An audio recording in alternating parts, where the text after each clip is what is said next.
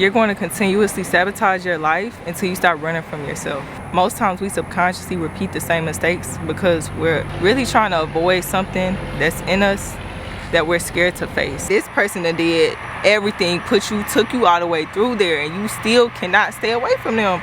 You still can't leave them alone. You're still going back. This friendship, this person has not valued you. This person has told your secrets. This person has betrayed you, and you still have them around. Why?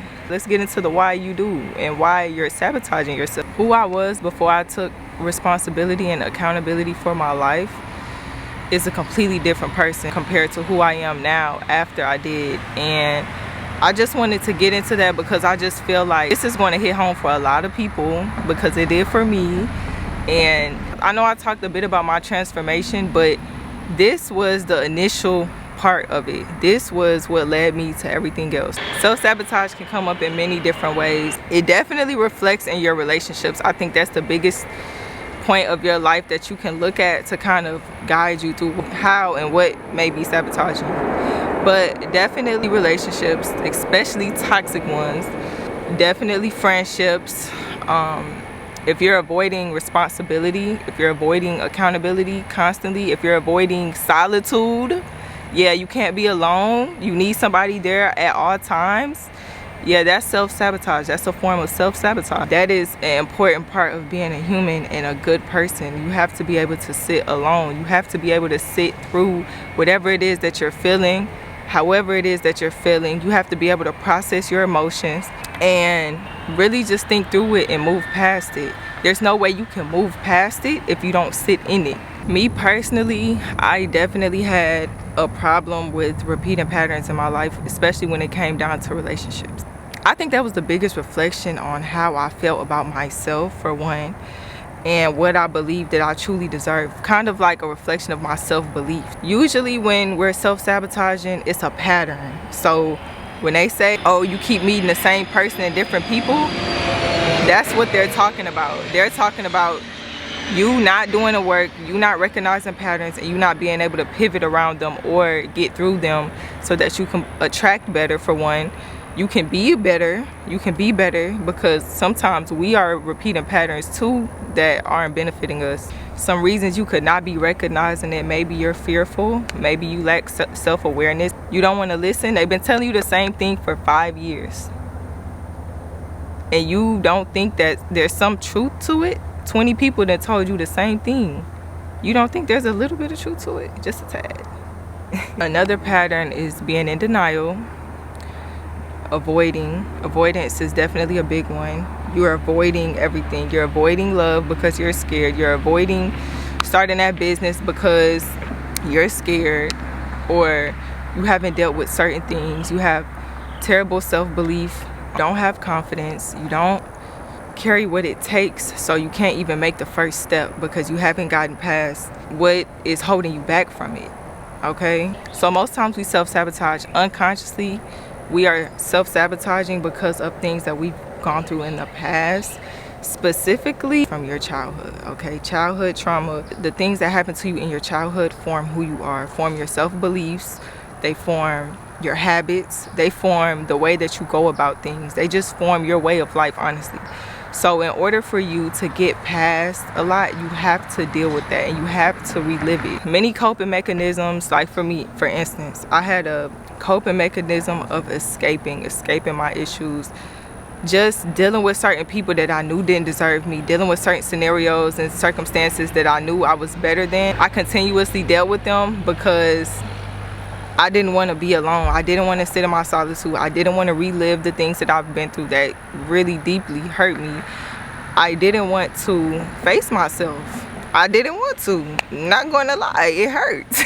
It hurts really, really bad. Like, I was just like, you know what? I'm gonna deal with this person. I'm gonna get out the house. I won't have to be alone. I'm gonna deal with these friends even though I'm outgrowing them. I'm gonna keep my friends because I'm scared of going out and meeting new people. I didn't truly believe I deserved different.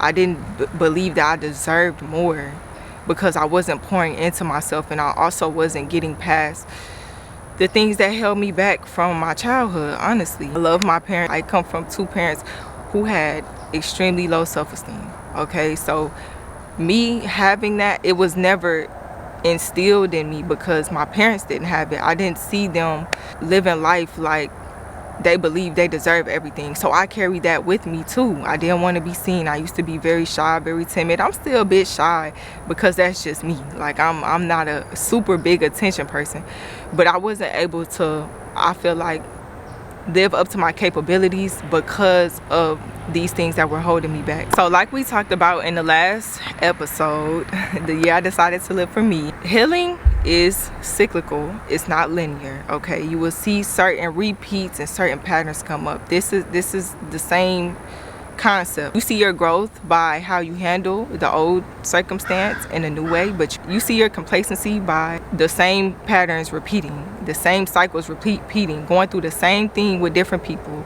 dealing with the same situations in a different time. That's how you can kind of view if you're stagnant and if it's time to, you know, deal with some of that stuff. I'm just saying. You could recognize these patterns by, for one, reliving the past, like I said, revisiting all those painful events, all of the things that truly scarred you, that you put to the back of your brain because you don't want to deal with it. You have to deal with it. You have to confront those things to get past it. Pay attention to everything in your life. That person that you talk on the phone with that calls you, every time they call you, they're gossiping and they're never uplifting you. They're never saying anything positive. You get off the phone with them, you feel drained. Maybe that's a friendship you don't need. Maybe that's a friendship you don't need, though. Honestly, truthfully, seriously, on a serious note, it may be time that you let that go, or you try to recreate the dynamic between your friendships and your relationships in your life.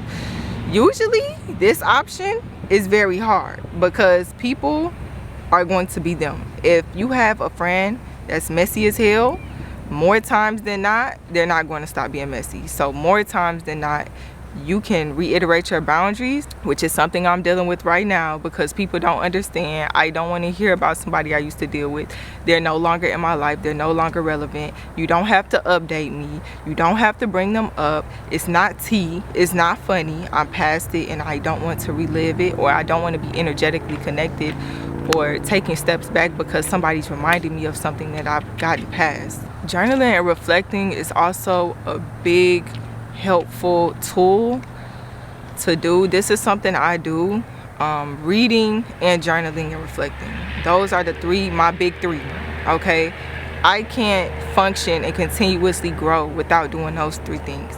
You have to reflect because you need to be aware of when you're taking steps backwards, and you need to be able to correct it immediately. If you can't do this, you're not going to be able to grow. You're not going to be able to heal. You're not going to be able to stop falling into the same patterns and the same bullshit and the same people and things that you know deep down do not deserve you. They don't deserve your time. They don't deserve your energy. They don't deserve your attention. They don't deserve you, period. Another way that I've recognized my patterns is by gaining perspective from other people. Big one. Going through something I've never been through, when I'm doing something I've never tried before, I always try to gain perspective from other people because a lot of times we're stuck in our head and we just need someone that's been through some things to tell us like, hey, you should go about it like this, or maybe it can help you change the way that you're thinking about what you're going through or the patterns that you keep repeating. So definitely, if you don't have anyone in your life that you feel like you can trust with their wisdom, maybe try listening to podcasts, try researching books that may help you. You're going to have to put in effort. A perspective that I've gained that I honestly haven't really told anybody, my mom knows, but is therapy.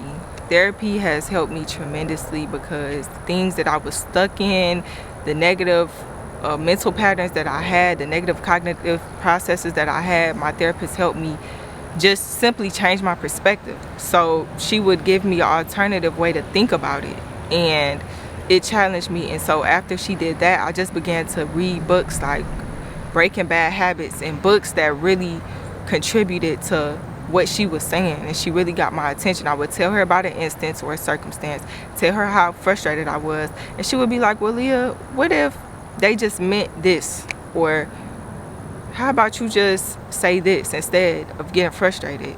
And I was like, damn, that's a good idea. I didn't think about it like that. So sometimes we need another perspective to help us realize, because you only know what you know, okay? Learning from other people, big one. Go on a podcast where somebody is successful, somebody is happy, and you believe that you can trust their advice. They have a lot of common sense. Listen to them, okay? I do it all the time. I listen to all types of people, all races, all colors, all ethnicities, all cultures, because I figure I can gain wisdom from different life experiences. Last but not least, observe your triggers. Observe your triggers. Like I said in the last video, old things pop up all the time. Old people pop up all the time. I do get a bit triggered, because how can you just pop up in my life like you didn't do all this? You didn't start all this in my life. How can somebody that hurt me so bad want to come back in my life? How can people that hurt me so bad want to have access to me again? It's kind of insulting. But recognize, okay, this is trying to get this out of me, so let me handle it differently. Observing your triggers, that is how you do not fall into the same patterns.